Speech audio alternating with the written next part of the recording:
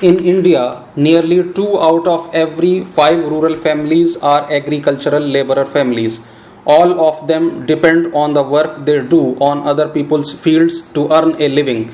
Many of them are landless and others may own very small plot of land. In the case of small farmers, their land is barely enough to meet their needs. In India, 80% of farmers belong to this group. Only 20% of India's farmers have large plots of land. These large farmers cultivate most of the land in the villages. A large part of their produce is sold in the market. Many of them have started their businesses such as shops, money lending, trading, small factories, etc. Apart from farming, many people in rural areas depend upon collection from the forest, animal husbandry, dairy produce, fishing, etc. For example, in some villages in central India, both farming and collection from the forest are important sources of livelihood. Collecting mahua, tendu leaves, and honey to be sold to traders is an important source of additional income. Similarly, selling milk to the village cooperative society or taking milk to the nearby town may be the main source of livelihood for some families. Very often, farmers need to borrow money to purchase basic things like seeds, fertilizers, and pesticides. Often, they borrow this money from money lenders. If the seeds are not of good quality or pests attack their crop, there can be a major crop failure. The crops can also be ruined if the monsoon does not bring enough rain. When this happens, farmers sometimes are unable to pay back their loans. For the family to survive, they may even have to borrow some money. Soon the loan becomes so large that no matter what they earn, they are unable to repay. In recent years, this has become a major cause of distress among farmers. In some areas, this has also resulted in many farmers committing suicide. In the coastal areas, we find fishing villages. People here earn their living by fishing. Their houses are close to the sea and one finds rows of catamarans and nets lying around. In the morning, there is a lot of activity on the beach. This is the time when the catamarans return with their catch and women gather to buy and sell fish. People in rural areas earn their living in various ways. Some work on farms while others earn their living on non-farm activities. Working on farms involves operations such as preparing the land, sowing, weeding, and harvesting of crops. We depend on nature for the growth of these crops. Hence, life revolves around certain seasons. People are busy during sowing and harvesting and less so at other times. Rural people in different regions of the country grow different crops. However, we do find similarities in their life situations and in the problems that they face. How people are able to survive or earn will depend upon the land that they cultivate. Many depend on these lands for work as laborers. Most farmers grow crops both for their own requirements and also to sell in the market. Some have to sell to traders from whom they have borrowed money. For their survival, many families need to borrow money for their work or when no work is available. There are some families in rural areas which thrive on large acres of lands, business, and other activities. There are people who provide services such as blacksmiths, nurses, teachers, washermen, weavers, barbers, cycle repair mechanics, and so on. However, most small farmers, agricultural laborers, fishing families, craftspersons in the villages do not find enough work to keep them employed throughout the year. A large number of people in the city work on the streets. In a survey of Ahmedabad city, it was found that 12% of all the workers in the city were people working on the street. They sometimes sell things or repair them or provide a service. They work on their own. They are not employed by anyone and therefore have to organize their own work. They have to plan how much to purchase as well as where and how to set up their shops. Their shops are usually temporary structures. Sometimes just some boards or papers is spread over discarded boxes or maybe a canvas sheet hung up on a few poles.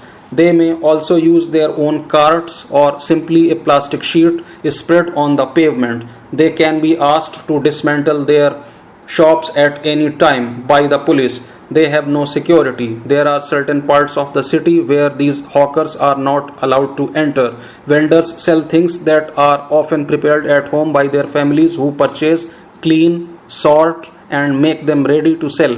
For example, those who sell food or snacks on the street prepare most of these at home. There are almost 1 crore street vendors in the country working in urban areas. Street vending was till recently looked upon only as an obstruction to traffic and to people walking. However, with the effort of many organizations, it is now recognized as a general benefit and as a right of people to earn their livelihood. The government is thinking about modifying the law that banned street vendors so that they have a place to work and that there is also a free flow of traffic and people. Hawking zones have been suggested for towns and cities. It has also been suggested that mobile vendors should be allowed to move around freely. Hawkers need to be part of committees that are set up to take these and other decisions relating to them.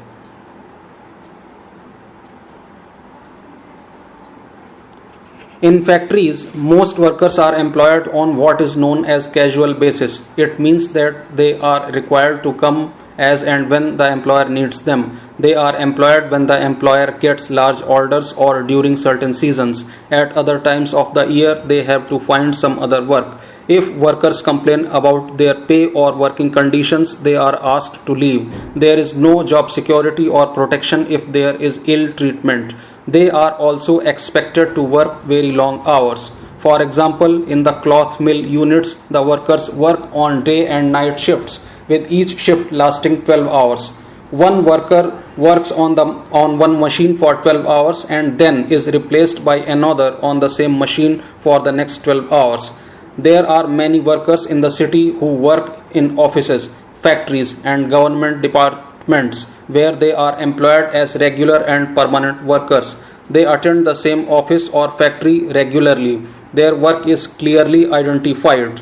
They get a regular salary. Unlike casual workers, they will not be asked to leave if the factory does not have much work. Working in call centers is a new form of employment in the big cities. A call center is a centralized office that deals with problems and questions that consumers have regarding goods purchased and services like banking, ticket booking, etc. Call centers are generally set up as large rooms with workstations that include a computer, a telephone set, and supervisors' stations. India has become a major center not only for Indian companies but also foreign companies. They set up call centers here as they can get people who can speak English and will work for lower wages.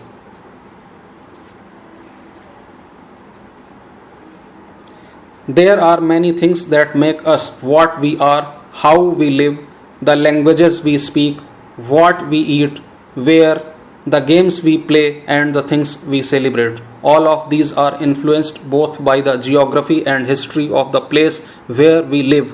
There are 8 major religions in the world. Every single one of them is practiced in India. We have more than 1,600 languages that are people's mother tongues, and there are more than 100 dance forms. Yet this diversity is not always celebrated. This is because we feel safe and secure with people who look, talk, dress, and think like us.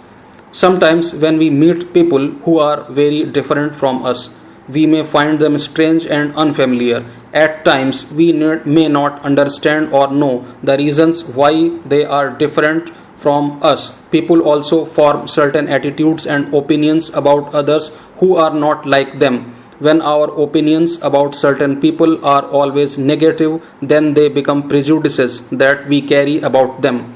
Prejudice means to judge other people negatively or you see them as inferior. When we think that only one particular way is the best and right way to do things, we often end up not respecting others who may prefer to do things differently. For example, if we think English is the best language and other languages are not important, we are judging these other languages negatively. As a result, we might not respect people who speak languages other than English.